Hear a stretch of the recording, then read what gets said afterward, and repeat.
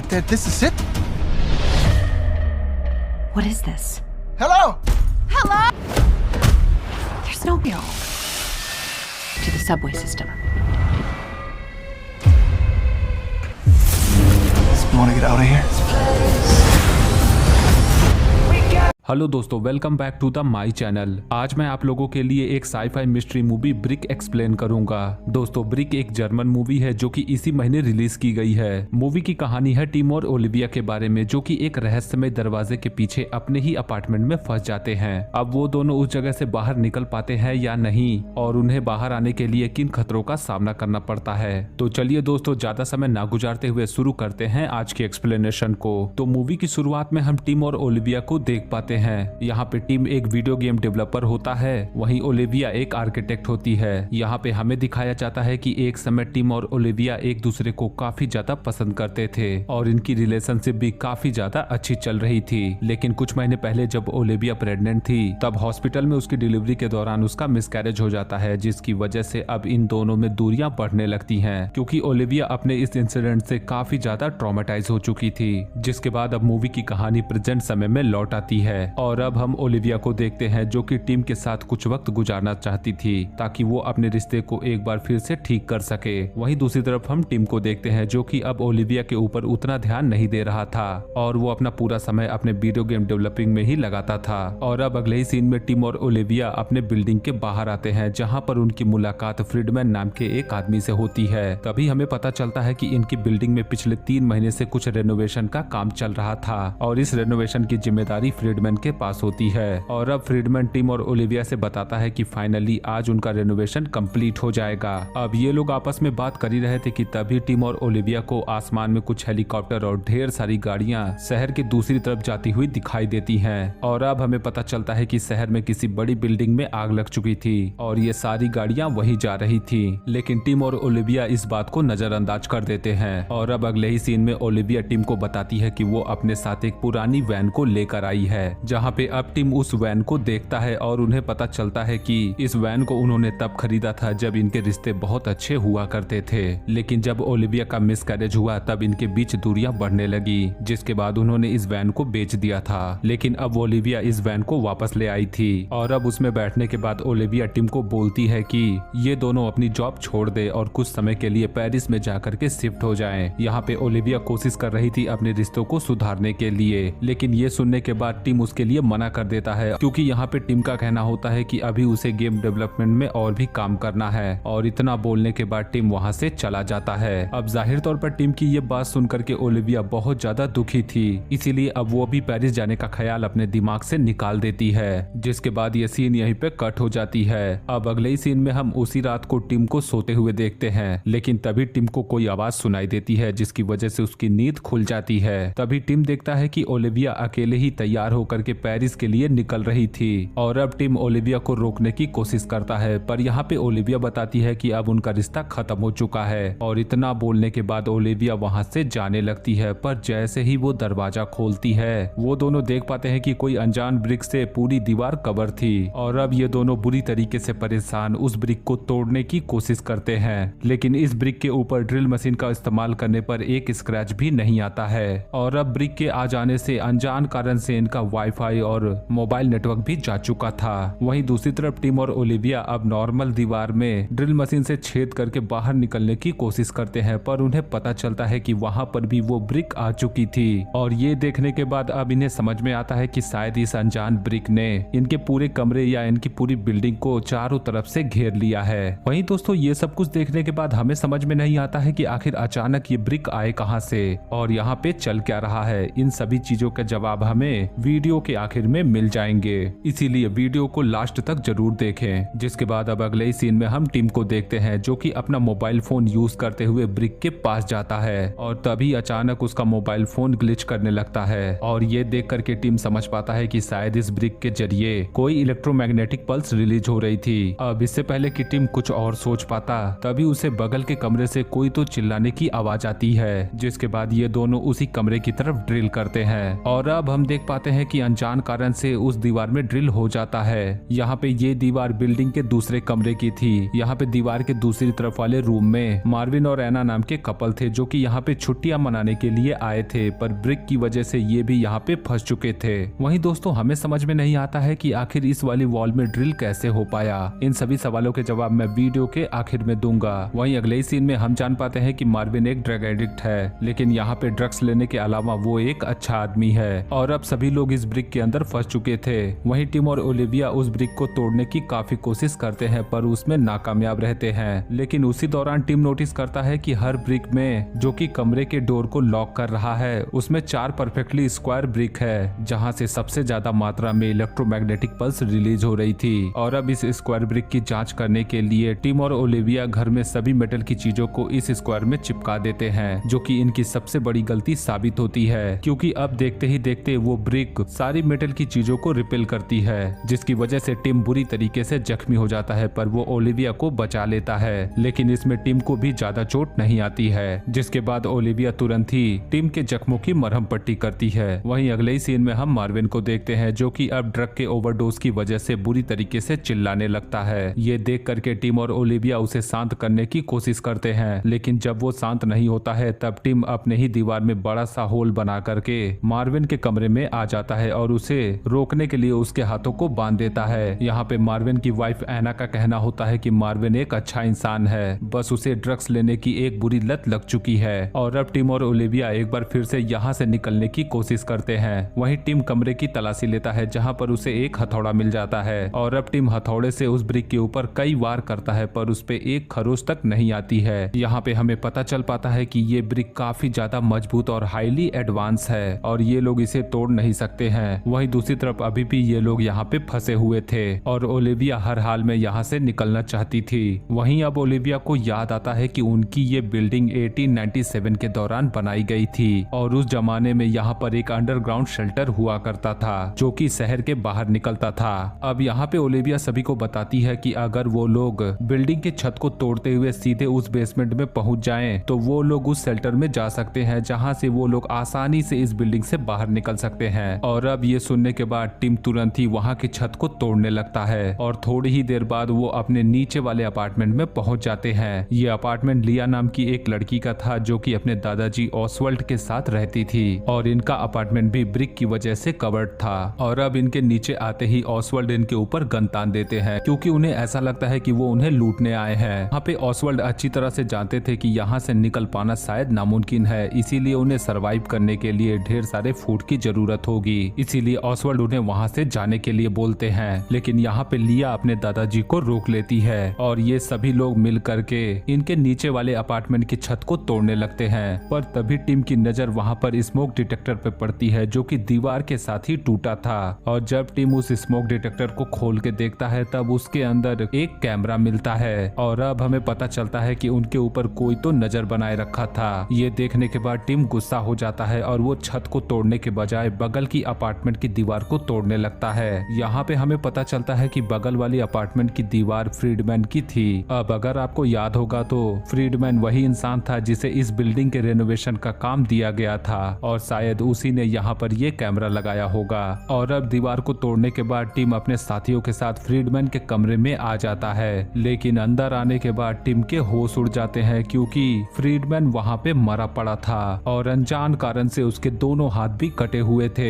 अब यहाँ पे हमें समझ में नहीं आता है कि आखिर फ्रीडमैन के साथ क्या हुआ और उसके दोनों हाथ कैसे कट गए, इसके बारे में हमें आगे पता चलेगा। वहीं दूसरी तरफ टिम को फ्रीडमैन की लाश के पास उसका मोबाइल मिल जाता है जो कि अभी भी अनलॉक होता है और जब टिम उस मोबाइल को चेक करता है तब उसमें ब्रिक की कई सारी फोटोज होती हैं। यहाँ पे टिम को समझ में आता है कि शायद फ्रीडमैन ने ब्रिक को खोलने की काफी कोशिश की थी और शायद उसी की वजह से उसका हाथ कटा था, जिसके बाद ये सीन यहीं पे कट हो जाती है। अब अगले ही सीन में हम टिम और उसके लोगों को देखते हैं जो कि वहाँ की छत को तोड़ने लगे थे, लेकिन तभी अचानक से वहाँ की छत टूट जाती है और कुछ लोग नीचे गिर जाते हैं, लेकिन इसमें किसी को भी कुछ खास चोट नहीं आती है। अब यहाँ पे इस अपार्टमेंट में आने के बाद उनकी मुलाकात यूरी नाम के आदमी से होती है, जहाँ पे अब यूरी सभी को बताता है कि ये अपार्टमेंट उसके दोस्त एंटोन का था और ब्रिक के अंदर कैद होने के बाद उसको हार्ट अटैक आ गया। वहीं दूसरी तरफ टिम यूरी से सवाल करता है कि उसने बाहर जाने के लिए कोई रास्ता तलाश किया है या या नहीं, लेकिन अब अनजान कारण से यूरी उन ब्रिक्स के बारे में कुछ अजीब बातें बताने लगता है, जहाँ पे यूरी का कहना होता है कि ये ब्रिक्स हमें किसी बाहरी खतरे से बचा रहे हैं, क्योंकि ये ब्रिक काफी ज्यादा हाईली एडवांस होते हैं और इन्हें तोड़ करके बाहर निकल पाना नामुमकिन है। यहाँ पे यूरी के हिसाब से बाहर कुछ तो गड़बड़ हुआ है, शायद कोई एलियन अटैक या फिर कोई आतंकवादी हमला,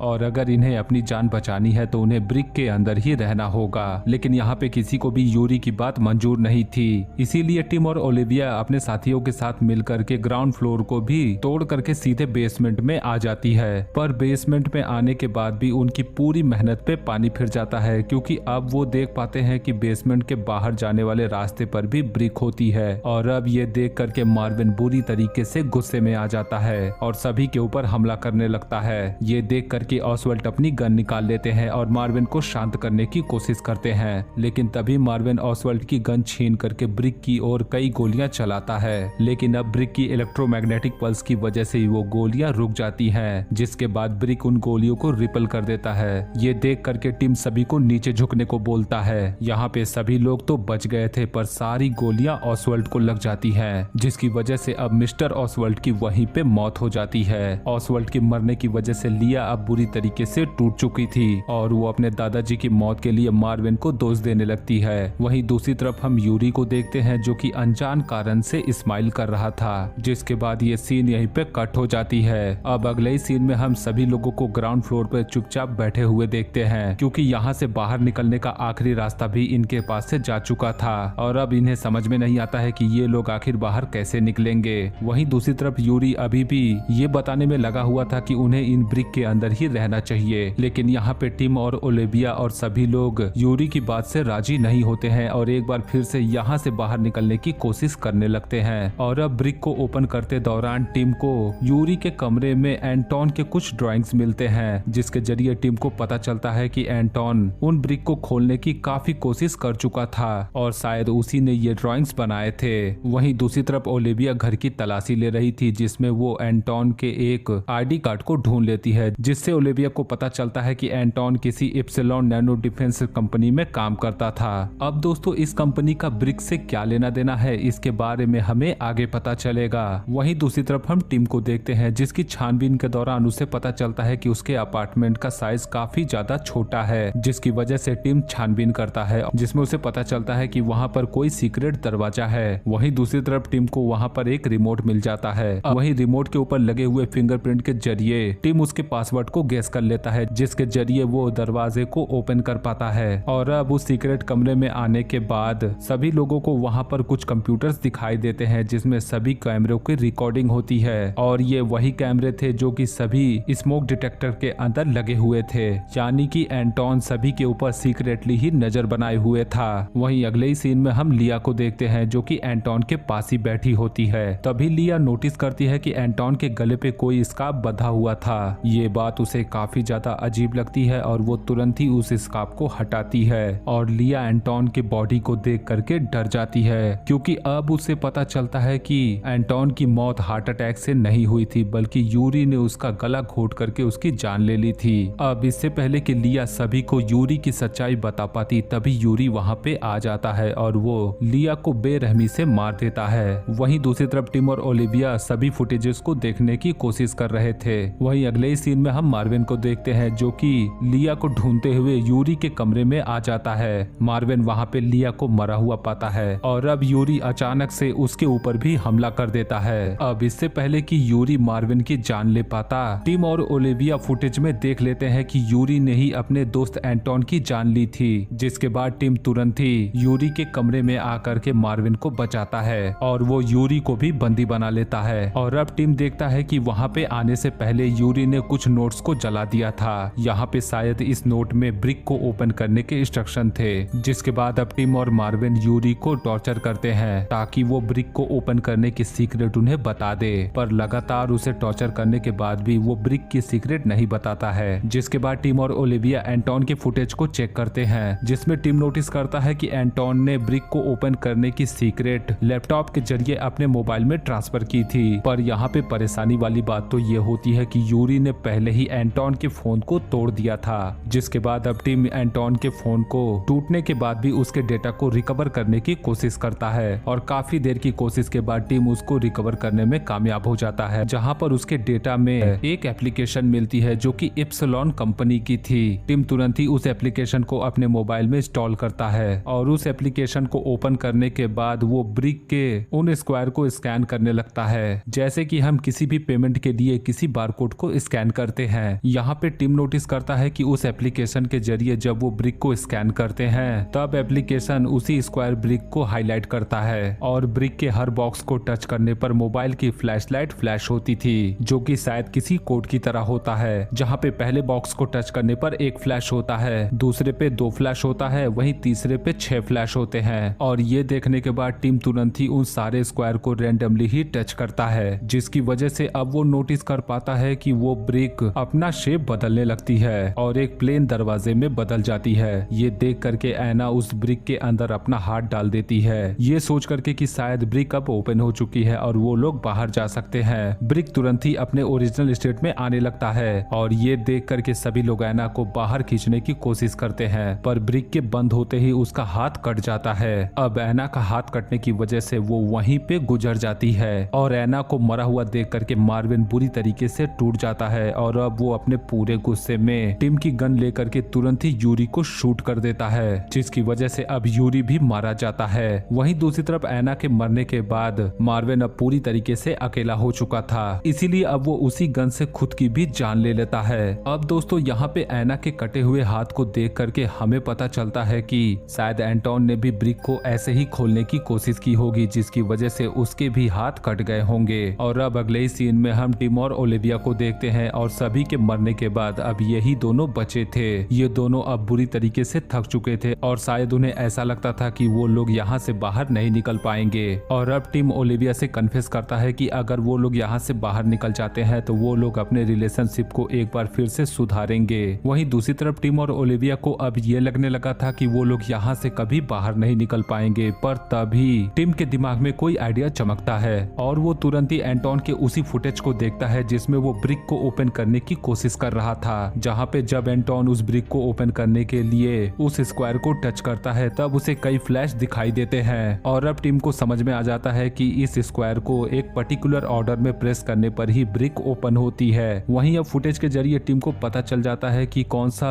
स्क्वायर प्रेस करने पर कितने फ्लैश हुए हैं और अब उसी सीक्वेंस का इस्तेमाल करके वो ब्रिक को खोलने ही वाला होता है। पर तभी हम देखते हैं कि यूरी होश में आ जाता है। यहाँ पे गोली लगने के बाद भी यूरी मरा नहीं था और वो तुरंत ही उस कैद से आजाद होकर के तुरंत ही टिम और ओलिविया के ऊपर हमला कर देता है। टिम और ओलिविया यूरी के हमले से किसी तरह बच जाते हैं और वो तुरंत ही बेसमेंट की तरफ भागते हैं। अंदर आने के बाद टिम वहाँ के दरवाजे को बंद कर लेता है। वहीं दूसरी तरफ ओलिविया वहाँ के ब्रिक को स्कैन करती है और उन स्क्वायर्स को उसी पर्टिकुलर ऑर्डर में स्क्वायर को प्रेस करती है और अब देखते ही देखते ब्रिक ओपन हो जाती है। वहीं दूसरी तरफ हम यूरी को देखते हैं जो कि टिम के ऊपर हमला करके उसे मारने ही वाला होता है। अब यहाँ पे ओलिविया देखती है कि उसके पास भागने का अच्छा मौका होता है। वो चाहती तो यहाँ से बच के निकल सकती थी, लेकिन वो आखिरी तक टिम का साथ नहीं छोड़ती है और वो यूरी के ऊपर हमला करके उसे बेहोश कर देती है, जिसके बाद वो दोनों ब्रिक से आजाद होकर के वहाँ से बाहर निकल जाते हैं। और अब बाहर आने के बाद उनकी आंखें फटी की फटी रह जाती हैं, क्योंकि वो देख पाते हैं कि अब पूरा शहर उन्हीं ब्रिक से कवर्ड होता है। वहीं पास ही में ओलिविया को अपनी वैन दिखाई देती है जो कि उसने अपने लिए यहाँ पे लाई थी। वो दोनों उसी वैन में बैठ करके वहाँ से निकल जाते हैं। वहीं मूवी के आखिर में हम पूरे शहर में कई हेलीकॉप्टर को उड़ते हुए देखते हैं जो कि यहाँ पे पता लगा रहे थे कि आखिर पूरे शहर में क्या हुआ है। तभी हमें एक नरेशन के दौरान बताया जाता है कि इप्सिलॉन डिफेंस में आग लगने की वजह से कोई चीज मेल फंक्शन हुई, जिसकी वजह से पूरे शहर में कोई वायरस फैल गया, जिसकी वजह से पूरा शहर इन ब्रिक के अंदर कवर्ड हो गया। और ये सुनने के बाद मूवी का फाइनल प्लॉट रिवील होता है, क्योंकि अगर आपको याद होगा तो एंटोन के पास इसी कंपनी का एक आई कार्ड मिलता है, जिसके जरिए हमें पता चलता है कि एंटोन भी इसी इप्सिलॉन नैनो डिफेंस में काम करता था, जहाँ पे आग लगने की वजह से कोई चीज मेल फंक्शन हुई और पूरे शहर में ये ब्रिक फैल गई। अब दोस्तों यहाँ पे समझ में नहीं आता है कि आखिर इप्सिलॉन कंपनी इन ब्रिक्स को क्यों बना रही थी। तो दोस्तों इप्सिलॉन कंपनी इन ब्रिक्स को पूरे शहर को प्रोटेक्ट करने के लिए बना रही थी। जहाँ पे शहर के ऊपर कोई भी कुदरती आपदा या फिर कोई टेरर अटैक होता है तो वो पूरे शहर को इन्हीं ब्रिक्स से कंट्रोल करेंगे। जहाँ पे ब्रिक्स से कवर्ड होने की वजह से कोई भी हथियार या फिर कोई भी बॉम्ब का असर इसके ऊपर नहीं होगा, जिसके जरिए वो आसानी से अपने पूरे शहर या फिर अपने पूरे देश को भी बचा सकते हैं। लेकिन जैसा कि हम जान पाते हैं कि इस एक्सपेरिमेंट के दौरान ही इप्सिलॉन कंपनी में आग लग जाती है और यही सीन हमने मूवी की शुरुआत में देखा था, जहाँ पे ढेर सारी गाड़ियां शहर की दूसरी तरफ जा रही थी, जहाँ पे आग लगने की वजह से ये ब्रिक मेल फंक्शन हुई और पूरे शहर में फैल गई। और यही वो कारण था कि अगर कोई भी ब्रिक को खोलने की कोशिश करता है तो उस पे एक भी स्क्रैच नहीं आते हैं, क्योंकि इन ब्रिक्स को पूरे शहर को प्रोटेक्ट करने के लिए बनाया गया था। इसीलिए अगर आपने नोटिस किया होगा तो टिम और ओलिविया जब भी किसी भी दीवार को तोड़ने की कोशिश करते हैं तो हर दीवार के पास वो ब्रिक होती है, लेकिन जब वो एक कमरे से दूसरे कमरे में जाते हैं तब उन्हें वहाँ पे ब्रिक नहीं मिलती है। दोस्तों, इसका मतलब यही हुआ कि अगर आप किसी मुसीबत में फंसे हैं तो वहाँ पर अगर ये ब्रिक होगी तो आप एक कमरे से दूसरे कमरे में जा सकते हैं, पर वहाँ से उस बिल्डिंग से बाहर नहीं निकल सकते हैं। वहीं इस ब्रिक से बाहर निकलने का बस एक ही रास्ता होता है, इप्सिलॉन कंपनी की वो एप्लीकेशन जिसके जरिए ब्रिक को ओपन किया जा सकता है। वहीं दोस्तों, बात करते हैं यूरी के बारे में कि आखिर वो ब्रिक से बाहर क्यों नहीं आना चाहता था। तो अगर आपने यूरी की बातों को ध्यान दिया होगा तो उससे पता चलता है कि वो एक अंधविश्वासी था, जहाँ पे ब्रिक के आने के बाद उसके मन में ये सवाल आने लगे कि बाहर कोई हमला हुआ है और ये ब्रिक उन्हें उन हमले से बचा रहा है। इसीलिए वो किसी भी हाल में ब्रिक के बाहर नहीं जाना चाहता था और इसी पागलपन में उसने अपने दोस्त और ना जाने कितनों की भी जान ले ली। तो दोस्तों, ये थी मेरी ब्रिक मूवी की एक्सप्लेनेशन। आपको ये वीडियो कैसी लगी इसके बारे में आप हमें कमेंट करके जरूर बताएं। वहीं वीडियो पसंद आया हो तो वीडियो को एक लाइक जरूर करें और इसी तरीके की बेहतरीन कंटेंट के लिए हमारे चैनल को सब्सक्राइब करें। आज की वीडियो में बस इतना ही। वीडियो अच्छा लगे तो वीडियो को लाइक और शेयर जरूर करें और आने वाली वीडियोस की नोटिफिकेशन पाने के लिए हमारे चैनल को जरूर सब्सक्राइब करें। मिलूंगा आपसे अगली वीडियो में, तब तक के लिए गुड लक।